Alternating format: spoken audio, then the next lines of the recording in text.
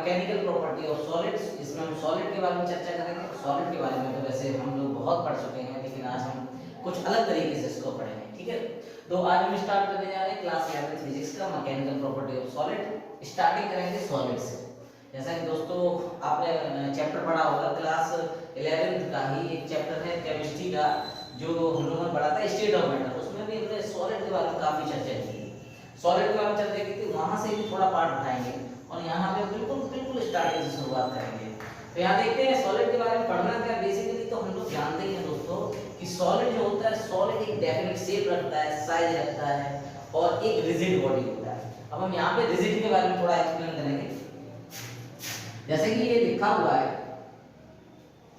Solid कोई भी material जो होगा जिसका डेफिनेट शेप एंड साइज होगा तो उसको हम लोग सॉलिड बोलते हैं। सिंपल सी डेफिनेशन है जो कि हम क्लास 9 से पढ़ते चले आए हैं, और उसी को हम लोग रिजिड बॉडी बोलते हैं। रिजिड बॉडी की अगर हम बात करें, रिजिड बॉडी एक टर्म आप लोगों ने पढ़ा होगा। रिजिड बॉडी कौन सा होता है कि अगर किसी ऑब्जेक्ट पर हम फोर्स को अप्लाई करते हैं तो उसके पार्टिकल्स के बीच में डिफॉर्मेशन या मोशन ना हो, तो उसको या वो अपने एक दूसरे के रेस्पेक्ट में पोजीशन चेंज ना करे, तो उस बॉडी को रिजिड बॉडी बोलते हैं। रिजिड बॉडी मींस, फिर से हम बता दें, अगर किसी बॉडी पे फोर्स लगाते हैं और वो डिफॉर्म नहीं होती है, इट मींस उसके पार्टिकल्स के बीच में कोई मोशन नहीं होता है, अपनी पोजीशन को वो चेंज नहीं करते, तो उसको हम लोग रिजिड बॉडी बोलते हैं। ये रिजिड बॉडी, ये डेफिनेशन है रिजिड बॉडी की। यहाँ पे अभी इतनी जरूरत नहीं है। तो सॉलिड मींस डेफिनेट से, definite body is called solid, और सॉलिड को ही हम लोग रिजिड बॉडी बोलते हैं। और दोस्तों आप लोग जानते होंगे कोई भी बॉडी रिजिड नहीं होती है, लेकिन हम लोग मेजर कर लेते हैं, मान लेते हैं, कंसीडर कर लेते हैं हाँ रिजिड बॉडी है, तो उस तरह से हम लोग उसको स्टडी करते हैं। नेक्स्ट क्या है, बट यहाँ लिखा भी है, देखिए हमने, but in reality these bodies can be deformed on applying force on them. अगर हम किसी भी ऑब्जेक्ट पे, यहाँ पे तो लिखा हुआ है इसका शेप और साइज कैसा होता है, फिक्स होता है, लेकिन अगर किसी ऑब्जेक्ट पे हम फोर्स लगा रहे हैं तो उसका शेप और साइज चेंज हो सकता है, यानी कि वो डिफॉर्म हो सकता है। In reality these body can be deform by applying force. ठीक, तो अब मेन चीज क्या है, ये सॉलिड वगैरह तो हम पढ़ रखा है, हमने सबने पढ़ रखा है, लेकिन यहाँ पे पढ़ने का क्या मेन मोटिव है इसका, वो देखते हैं। तो इसका एम टू स्टडी क्या है, मतलब इसको पढ़ने के पीछे रीजन क्या है यहाँ पे क्लास 11 में। क्योंकि इस मैकेनिकल, जैसे हम बात करें किसी भी ऑब्जेक्ट पे अगर फोर्स लगाते हैं, ऐसे समझिए ध्यान से, कोई अगर फोर्स अप्लाई किया, शेप और साइज चेंज हुआ, और शेप और साइज चेंज हुआ तो क्या हुआ, उस ऑब्जेक्ट में कुछ ऑब्जेक्ट ऐसे होते हैं, कुछ बॉडी ऐसी होती है जो अपने ओरिजिनल शेप में पहुंचते हैं, कुछ नहीं पहुंचते हैं, तो कुछ उनकी मैकेनिकल प्रॉपर्टी को पढ़ना है। मींस उन पे अगर फोर्स लगाया, उनका शेप चेंज हुआ तो उन्होंने कुछ बॉडी ने क्या किया, अपनी ओरिजिनल शेप को ले लिया, और कुछ ने नहीं लिया। तो मतलब कि फोर्स, अप्लाइंग फोर्स को पढ़ेंगे हम, एज ए अप्लाइंग फोर्स पढ़ेंगे और उसकी प्रॉपर्टी को पढ़ेंगे। जैसे कि अगर हम इलास्टिसिटी ले लें, इलास्टिसिटी क्या होता है, applying force and shape and size change हो जाए और बाद में अपनी ओरिजिनल शेप में आ जाए, उसे इलास्टिसिटी बोलते हैं। मींस इन जो ऑब्जेक्ट में फोर्स लगाने के बाद उनकी मैकेनिकल प्रॉपर्टी में जो चेंजमेंट आएंगे, चैप्टर का नाम समझिए, mechanical property of solid. Solid की जो प्रॉपर्टी है आफ्टर अप्लाइंग फोर्स, उनको सबको स्टडी करेंगे हम लोग। यानी कि सॉलिड पे अप्लाई फोर्स करेंगे अंडर लोड या force, these mechanical property mechanical कौन सी हमें जो स्टडी करनी है वो देखते हैं कौन सी है। एक प्लास्टिसिटी, स्ट्रेस, स्ट्रेन एटसेट्रा, बहुत सारी इन द सेंस हमें जो स्टडी करनी है क्लास 11 के पॉइंट ऑफ व्यू से, वो इन्हीं को काफी डिटेल में पढ़ना है।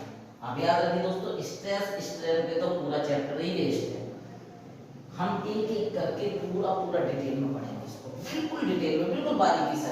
ठीक, तो हमने ये बोला है आपसे अप्लाइंग फोर्स और एक बोला डिफॉर्मिंग फोर्स। अंतर क्या है, अंतर ये है, कुछ फोर्स ऐसे होते हैं शेप एंड साइज नहीं चेंज करते, मतलब कि कम फोर्स लगाओगे तो कहां से चेंज होगा। तो डिफॉर्मिंग फोर्स को यहाँ डिफाइन करेंगे। यहाँ पे डिफॉर्म मतलब किसी भी ऑब्जेक्ट को डिफॉर्म कर देना, शेप और साइज को चेंज कर देना। A force which change the size और shape of a body is called deforming force. अगर कोई फोर्स ऐसा है जिसको किसी ऑब्जेक्ट पे लगाने पर उसका साइज और शेप चेंज हो जाता है तो उसको डिफॉर्मिंग फोर्स कहते हैं, सिंपल सा। दूसरा, पहली प्रॉपर्टी हम मैकेनिकल पढ़ रहे हैं जिसे बोलते हैं इलास्टिसिटी। इलास्टिसिटी दोस्तों सबने पढ़ रखा होगा। इलास्टिक बॉडी होती है, इलास्टिक जो घरों में यूज होती है, इलास्टिक आपने सुनी होगी। इलास्टिक जिसको हम खींचते हैं वो अपनी ओरिजिनल शेप को गेन कर लेता है, उसको इलास्टिक बॉडी बोलते हैं और उस प्रॉपर्टी को इलास्टिसिटी बोलते हैं। मींस इलास्टिसिटी क्या है, कोई भी बॉडी अपनी रिगेन कर लेती है अपनी ओरिजिनल शेप एंड साइज को, तो उस बॉडी को इलास्टिक बॉडी बोलते हैं। और जो जो ये प्रॉपर्टी होती है, पूरी फिनोमेना होती है, उसको बोलते हैं इलास्टिसिटी। अंतर समझिए। Means if a body regain its original size and shape, if a body regain its original size and shape after the removal of deforming force, मतलब removal of deforming force, अपने force को हटाने के बाद अगर वो अपने शेप और साइज को गेन कर लेती है कोई भी बॉडी, तो उसको हम इलास्टिक बॉडी बोलते हैं। And this property is called elasticity. Means simple सा एग्जांपल, रबर।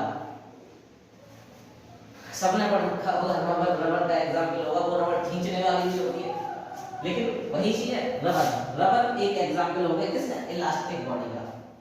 नेक्स्ट आता है, अच्छा दोस्त एक चीज और है, इलास्टिसिटी जो प्रॉपर्टी होती है ये सभी में होती है बेसिकली, लेकिन किसी में अगर हम इस मार्कर की बात करें, इस मार्कर में अगर हम इलास्टिसिटी की प्रॉपर्टी देखें, तो अगर हम इसको खींचें, फोर्स लगाएं, डिफॉर्मिंग फोर्स लगाएं, तो इसका जो लीस्ट, जैसे कि इसमें देखो, इसमें बताया था regain it's original shape. Regain original shape regain कैसे करता है, यानी कि हमने अप्लाई फोर्स किया, तो इसने भी एक फोर्स लगाया अपना रिस्टोरिंग फोर्स लगाया, जिस वजह से क्या हुआ, इसने अपनी original shape and size change कर दी।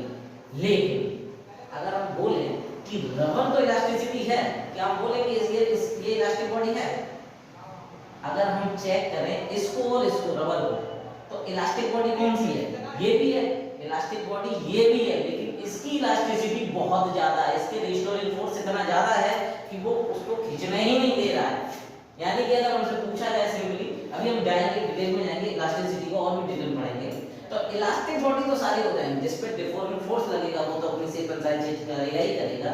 तो इलास्टिक बॉडी बहुत है, हम ये नहीं कह सकते। हाँ एक चीज है, अगर मान लो दो रबड़ लेते हैं, एक रबड़ पतली होती है, अभी एग्जांपल के तौर पे हम कहें पतली होती है, जो एकदम से अपनी original shape and size change कर लेती है, बहुत हल्की है, खींचा छोड़ दिया अपनी ओरिजिनल पहुंच गई।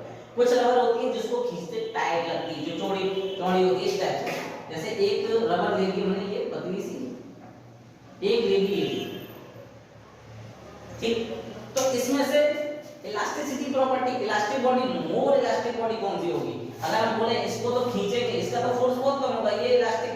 हम लोगों के कॉमन रूटीन लाइफ में क्या होगा, हम लोग बोलेंगे ये मोर इलास्टिक है, लेकिन नहीं, मोर इलास्टिक ये होगी। क्यों? इसमें फोर्स ज्यादा लगेगा, और ये क्या होगा, ये अपना ओरिजिनल साइज इसके कंपैरिजन में पूरी तरह से नहीं कर लेगा, पूरी तरह से तो नहीं, लेकिन इसके कंपैरिजन में अच्छा नहीं करेगा, तो ये मोर इलास्टिक बॉडी होगी। तो यहाँ से आगे बढ़ते हैं इलास्टिसिटी पे। Elasticity means if a body retain its original shape and size is called elastic body after removing the deforming force. Perfectly elastic body कौन सी होती है? परफेक्टली इलास्टिक बॉडी वो होती है जो अपना ओरिजिनल शेप एंड साइज, बिल्कुल original shape and size gain कर दे, उसमें जरा सा भी वेरिएशन ना आए। मींस जैसा ऑब्जेक्ट था वैसा ही ऑब्जेक्ट फिर से हो जाए, तो हम उसको क्या बोलेंगे? Perfectly elastic body. क्लियर? ये तो हो गया इलास्टिसिटी। अब चलते हैं प्लास्टिसिटी।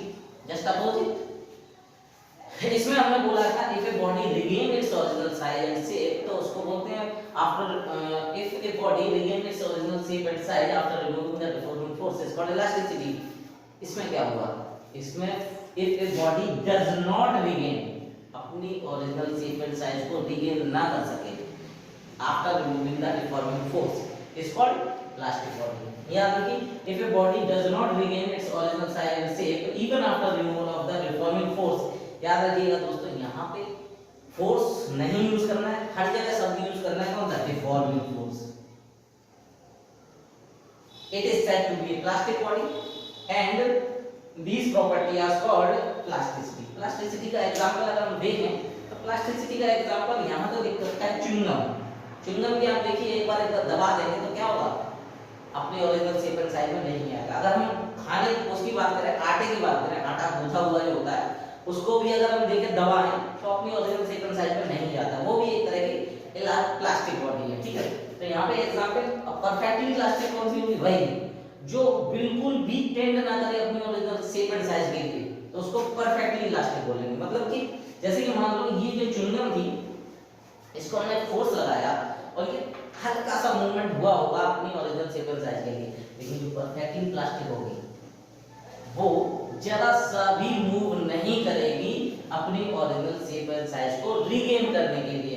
इस बॉडी को हम लोग प्लास्टिक बॉडी बोलते हैं और इस पूरी प्रॉपर्टी को प्लास्टिसिटी बोलते हैं। आगे चलते हैं दोस्तों, इसमें हम क्या करेंगे अब, तो दोस्तों अब हम स्टार्ट करें, वो हम बता चुके हैं जो आपको इलास्टिक बिहेवियर, इलास्टिसिटी, प्लास्टिसिटी के बारे में बता चुके हैं। एक छोटा सा क्यूब बनाया मैंने, 3 डायमेंशनल बनाया, क्यों, स्प्रिंग के फॉर्म में। देखिए सॉलिड का स्ट्रक्चर जो होता है वो क्रिस्टल फॉर्म में होता है और वो अटैच होते हैं, जितने भी मॉलिक्यूल एटम होते हैं वो किसी ना किसी फोर्स से अटैच होते हैं।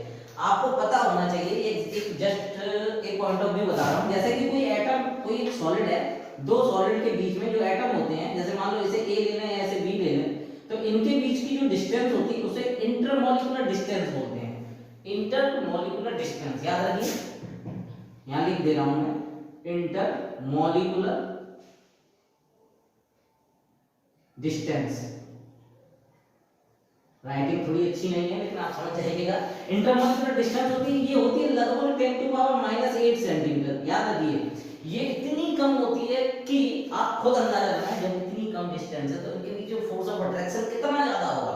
यानी कि ये इंटरमॉलिक्यूलर डिस्टेंस जो होगी ए और बी के बीच में, इसकी वजह से इनके बीच में अट्रैक्शन फोर्स बहुत ज्यादा होता है, ठीक है।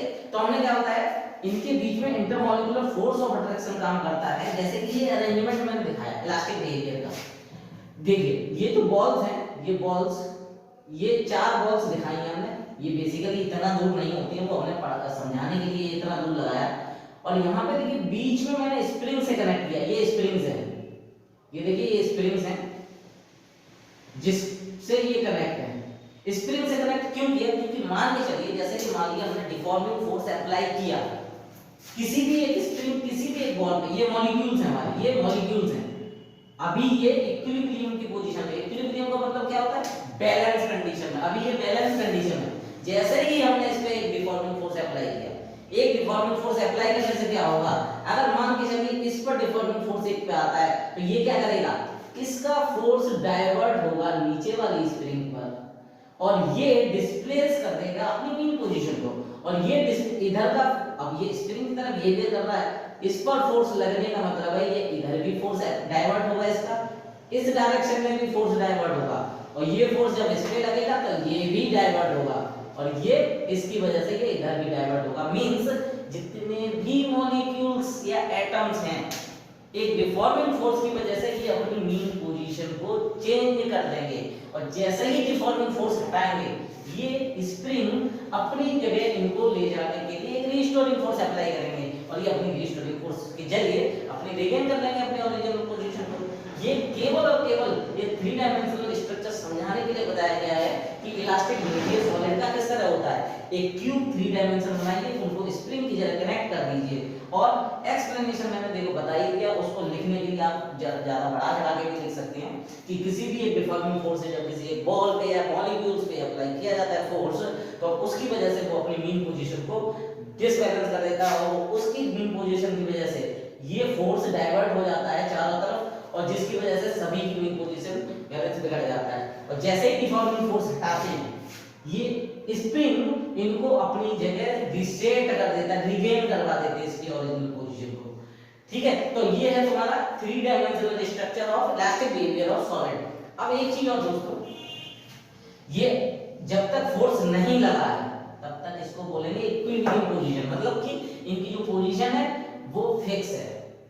आपको तो अंदाजा लगाइए, जब किसी मॉलिक्यूल्स की या एटम की पोजीशन जब फिक्स होती है, यानी कि उसकी पोटेंशियल एनर्जी सबसे कम होती है, यानी मिनिमम पोटेंशियल एनर्जी होती है इक्विलिब्रियम पे। क्यों, एनर्जी को लॉस ही नहीं करता, वो अपनी स्टेबल है अपनी जगह पे, तो यहाँ पे मिनिमम पोटेंशियल एनर्जी होती है, और मिनिमम पोटेंशियल एनर्जी का मतलब इक्विलिब्रियम की कंडीशन है इसकी। ठीक दोस्तों, तो इसके बाद जो है, ये तो आपको मैंने जस्ट एक बताया ओवरव्यू, ये समझाने के लिए कि अगर आप क्वेश्चन पूछ लिया जाए explain the elastic behaviour of solid, तो आप ये स्प्रिंग का 3 डायमेंशनल स्ट्रक्चर बना के आप उसको बहुत अच्छे से एक्सप्लेन कर सकते हैं। और इसमें ये भी एडिट कर सकते हैं इंटर एटॉमिक फोर्स और inter molecular force of attraction लगता है ये, और थोड़ा डॉट करके अपनी तरफ बढ़ा के लिख सकते हैं। ठीक, तो दोस्त तो हम आगे चलते हैं फिर। आइए दोस्तों next topic mechanical property of solid की स्टार्ट करने जा रहे हैं, वो है स्ट्रेस और स्ट्रेन, जो कि बहुत बहुत बहुत इंपॉर्टेंट है ये, और इस पे ही बेस्ड पूरा चैप्टर है, सारे न्यूमेरिकल इसी पे बेस्ड हैं। इसको पढ़ डाला तो लाइफ सेट हो जाएगी आप लोगों की, क्योंकि इसकी न्यूमेरिकल्स जितनी भी हैं इसके बिना नहीं हो सकती, ये मैं दावे के साथ कह सकता हूँ। चाहे जितने भी न्यूमेरिकल्स आएंगे आपको बता दूं इनके बिना नहीं होगा, और इनको समझ लिया तो न्यूमेरिकल एक भी बचना नहीं है, मेरा दावा है। और इसके बाद जो एनसीईआरटी सॉल्यूशन जो होंगे न्यूमेरिकल्स होंगे, मैं जैसे कि स्ट्रेस में कराऊंगा, स्ट्रेस टॉपिक कराने के बाद एक स्ट्रेस और स्ट्रेन कराने के बाद स्ट्रेस के 2 न्यूमेरिकल या स्ट्रेन के 2 न्यूमेरिकल एक बीच में शॉर्ट देता रहूंगा। उसके बाद क्या होगा, जब ये पूरा चैप्टर खत्म हो जाएगा उसके बाद तो पूरा एनसीईआरटी सॉल्यूशन होना ही है एक शॉर्ट पे होगा, एक में या 2 में, देखते हैं कितने बड़े कितने न्यूमेरिकल्स कितने हैं उसमें, 20 या 21 है आई थिंक, तो एक या 2 वीडियो में एनसीईआरटी सॉल्यूशन को फिनिश कर दूंगा मैं। लेकिन यहाँ से इंपॉर्टेंट टॉपिक है तो इसको बहुत ध्यान से समझिए, एक एक चीज को समझिए, आएगा समझ में, ये मेरा दावा है, आप ध्यान से देखिए बस। तो 2 प्रॉपर्टी हम लोग देख चुके हैं, एक इलास्टिसिटी एक प्लास्टिसिटी। इलास्टिसिटी में मैंने बता दिया था कि जो बॉडी अपनी पोजीशन को ले ले दोबारा से रिगेन कर ले after removing the reforming force, उसे इलास्टिसिटी बोलते हैं। और जो पोजीशन को ना गेन करे या शेप को गेन ना करे तो उसको बोलते थे प्लास्टिसिटी या प्लास्टिसिटी प्रॉपर्टी होती थी और प्लास्टिक बॉडी होती थी। तो तीसरी प्रॉपर्टी जो मैकेनिकल प्रॉपर्टी है, चैप्टर का नाम ही है मैकेनिकल प्रॉपर्टी ऑफ सॉलिड, 2 पढ़ चुके, तीसरे पार्ट में स्ट्रेस पे। स्ट्रेस बेसिकली होता क्या है, स्ट्रेस तो आपने सबने सुना होगा, स्ट्रेस एक टेंशन भी होती है जो हम लोगों को होती है, पड़ोसियों को होती है, दोस्तों को होती है, सभी को होती है। यानी कि स्ट्रेस क्या है, एक तरह का एक वो जो हम लोग देखते हैं ना, बहुत स्ट्रेस है, बहुत टायर्ड है, बहुत थक गए, ये चीजें, वो स्ट्रेस ये नहीं है, ठीक है।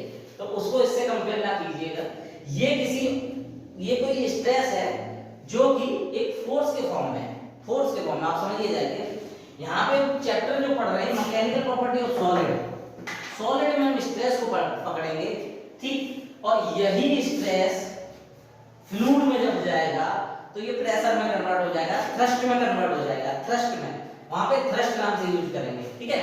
तो याद रखिएगा दोस्तों, स्ट्रेस को हम इस चैप्टर में पढ़ेंगे और जब फ्लूइड में जाएंगे तो ये चेंज हो जाएगा, काम वही करेगा, बस याद रखिएगा। तो स्ट्रेस देखते हैं क्या होता है। स्ट्रेस जैसे कि हम एग्जांपल देते हैं, कोई किसी बैलून का ले लो या फिर कोई ऑब्जेक्ट ले लो जिसको हम क्या करते हैं, फोर्स लगाते हैं, ध्यान से समझिए। अभी हम ओवरव्यू दे रहे हैं इसका, स्ट्रेस हमने उस पर फोर्स लगाया, डिफॉर्म किया, तो आप खुद दिमाग लगाइए, जब हम उसको जब दबाएंगे तो वो क्या करेगा, उसके अंदर उसके जो मॉलिक्यूल्स होंगे या एटम्स होंगे वो क्या करेंगे, हमारे फोर्स को लगने नहीं देंगे, वो उसको अपोजिट में उसके अपोजिट में एक और फोर्स काम करने लगेगा जिसको बोलेंगे रीस्टोरिंग फोर्स। जैसे ही हमने दबाया वो अपनी ओरिजिनल शेप में जाने के लिए एक और फोर्स वर्क करेगा, उसे बोलेंगे रीस्टोरिंग फोर्स। जैसे बैलून को हमने दबाया, दबाते रहे तब तक तो हमारा डिफॉर्मिंग फोर्स लग रहा है, जैसे ही हमने छोड़ा तो बैलून भी एक फोर्स लगाएगा हमारे ऊपर, उसको बोलेंगे रीस्टोरिंग फोर्स।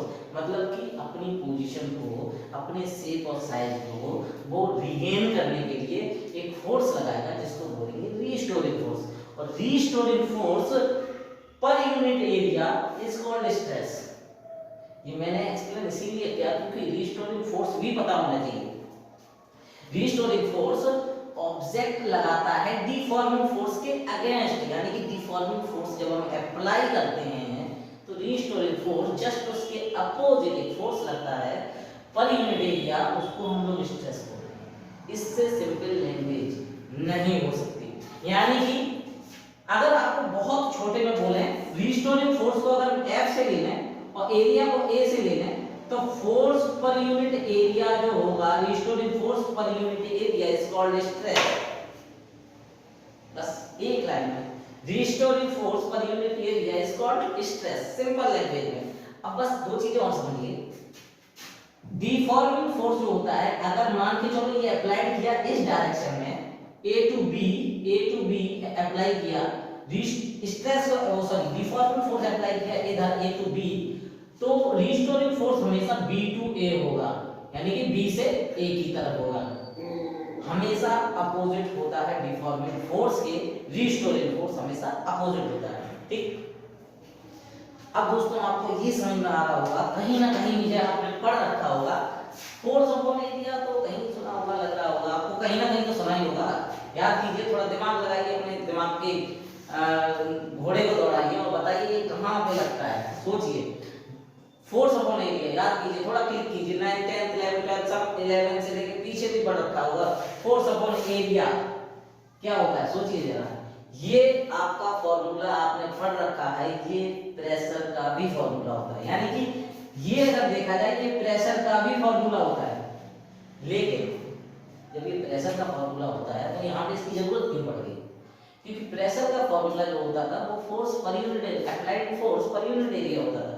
यहाँ पे जस्ट अपोजिट है, अपोजिट इन द सेंस मैं ये नहीं कह रहा कि उसमें कुछ ज्यादा चेंजमेंट है, दोनों में है फोर्स ही, बस यहाँ पे उस प्रेशर में और स्ट्रेस में अंतर क्या है, ये तुम्हारा रिस्टोरिंग फोर्स है, अंतर समझिए। और वो अप्लाइड फोर्स होता था, एक्सटर्नल फोर्स होता था, यहाँ पे restoring force opposite to deforming force per unit area is called stress, वहां applied force per unit area is called stress होता है, बस केवल ये अंतर है।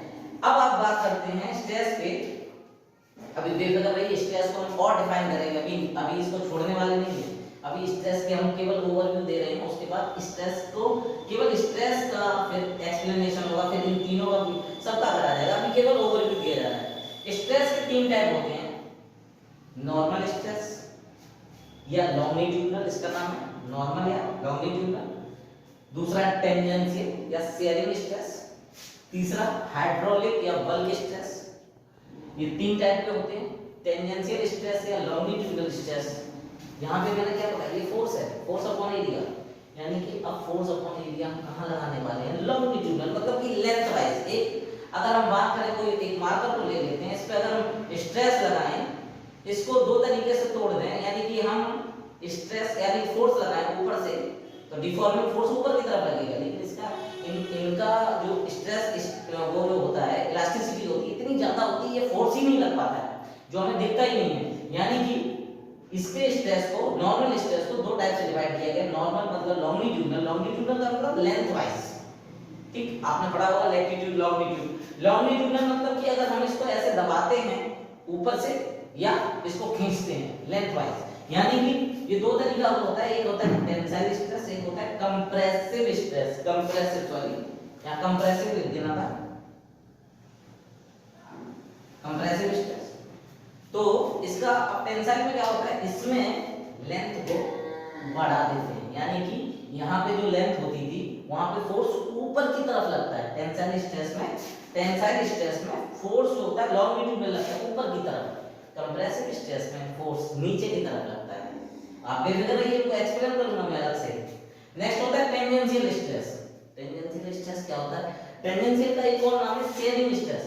शेयरिंग स्ट्रेस वो होता है जैसे कि किसी ऑब्जेक्ट को अगर हम बुक ले लें, कोई सी एक बुक उठा लेते हैं आपको समझाने के लिए, जैसे एक बुक ले लें, ये टेंजेंशियल और शेयरिंग स्ट्रेस में इस पे अगर हम फोर्स लगाते हैं तो ये इसको अगर हम ऐसे लगाते हैं इस टाइप से, इसका वॉल्यूम चेंज नहीं होगा, लेकिन अगर हम इधर से फोर्स लगाते हैं ये इधर से ऐसा हो जाएगा, इधर से मतलब अगर ये बाइंडिंग ना हो, ये बाइंडिंग क्या कर इसको पकड़ के रखता, अगर हम इस पे फोर्स लगाएं, अगर मान के चलो ये बाइंडिंग ना हो तो ये क्या होगा, ताश की गड्डी देखी होगी सभी ने, ताश की गड्डी जब हम अगर मान के चलो ताश की गड्डी हो, उसको अगर हम खिसका दें तो उसका शेप चेंज हो जाएगा, ये पत्ते जो होते थे उसके आगे निकल जाते थे, लेकिन इसका वॉल्यूम चेंज नहीं होता था। यानी कि टेंजेंशियल स्ट्रेस में शेप चेंज हो जाता है, एंगल चेंज हो जाता है, इसको एक्सप्लेन करेंगे हम बाद में। टेंजेंशियल को जब हम करेंगे, जब इसको सबको एक एक करके करेंगे तब हम सबको करेंगे, अभी ओवरव्यू बता रहे हैं। नेक्स्ट है हाइड्रोलिक और बल्क स्ट्रेस। हाइड्रोलिक से नाम से समझ में आ रहा होगा, हाइड्रोलिक यानी कि यहाँ H2O की बात की जा रही है, कुछ नाम से लग रहा होगा हाइड्रोलिक, यानी कि किसी ऑब्जेक्ट को मान के चलिए एक ट्यूब ले लेते हैं, एक ट्यूब ले लिया, इसको हमने क्या किया, एक कंटेनर में या समुद्र में या पानी के बहुत बड़े कंटेनर में डाल दिया, ठीक है। तो इस कंटेनर का क्या, मान के चलो ये वॉल्यूम V था, इसमें फोर्स लगा के इधर से चारों तरफ से फोर्स लगेगा, तो क्या होगा, इसके वॉल्यूम में डिक्रीज, इसका वॉल्यूम कैसा होगा, डिक्रीज हो जाएगा, यानी कि इसका वॉल्यूम जो होगा कैसा हो जाएगा, यहाँ हो जाएगा V, मैंने बना जरूर दिया है लेकिन वॉल्यूम डिक्रीज होता है, ठीक है, V माइनस डेल्टा V, इसके वॉल्यूम में कुछ ना कुछ कमी आ जाएगी, ठीक है। तो उसको बोलते हैं बल्क स्ट्रेस। बल्क मतलब कई सारे फोर्स लग रहे हैं चारों तरफ से, बल्क में लग रहे हैं, एक नहीं लग रहा है, बल्क में फोर्स लग रहे हैं, 1 2 3 4 नहीं, कई सारे फोर्स लग रहे हैं चारों तरफ से, जिसकी वजह से क्या हो रहा है, इस पे चारों तरफ से इसका वॉल्यूम जो है कम हो जाता है, बल्क में फोर्स लग रहे हैं। हाइड्रोलिक क्यों बोला, क्योंकि इसको लिक्विड में डाल रहे हैं, इस वजह से लिक्विड यानी कि H2O में डाल रहे हैं, इस वजह से हाइड्रोलिक बोला। बल्क इसलिए बोला क्योंकि नंबर ऑफ फोर्स बहुत सारे हैं जो कि उसके शेप और साइज को कम कर दे रहे हैं, डिक्रीज कर दे रहे हैं, ठीक। तो ये तो हो गया स्ट्रेस वाला छोटा सा पार्ट। अभी हम इसको और डिटेल में नेक्स्ट वीडियो में पढ़ेंगे। नेक्स्ट चलते हैं स्ट्रेन पे। अब भैया सीधी सी बात है, थोड़ा सा दिमाग लगाइए। अगर किसी ऑब्जेक्ट पर जब हम फोर्स अप्लाई करते हैं, तो फोर्स अप्लाई जब करेंगे तो भैया इस पे अगर फोर्स अप्लाई करेंगे मार्कर पे, तो मार्कर पे या तो इसकी लेंथ बढ़ेगी या घटेगी, दो काम हो सकते हैं, ठीक। या तो वॉल्यूम चेंज होगा, एरिया चेंज होगा, कुछ ना कुछ कॉन्फ़िगरेशन इसका चेंज होगा।